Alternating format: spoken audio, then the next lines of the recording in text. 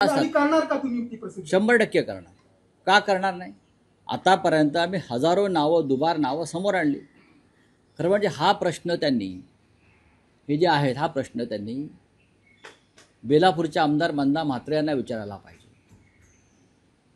त्यांच्या मतदारसंघामध्ये ऐरोलीमध्ये आणि बेलापूरमध्ये मिळून साधारण 70,000 मतं दुबार आहेत आणि ही पैसे खाऊन अधिकाऱ्यांनी टाकली असं सत्ताधारी पक्षाचे आमदार म्हणतात ना. मी म्हणत नाही आहे, आम्ही हे कोण म्हणत आहे? इथेच 1,00,000 मतं झाली.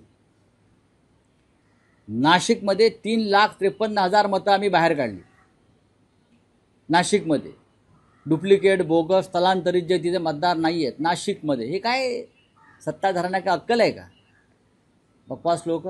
त्यानंतर पैठणमध्ये विलास भुमरे हा सत्ताधारी पक्षाचा आमदार, तो सांगतोय मी 20,000 मतं बाहेरून आणली आणि मतदान करून घेतलं. यांच्या कानाचे एक पडदे फाटले आहेत का? ऐकलं नाही का? त्यानंतर त्या बुलढाण्याचे एक आमदार आहेत शिंदे गटाचे, गायकवाड म्हणून.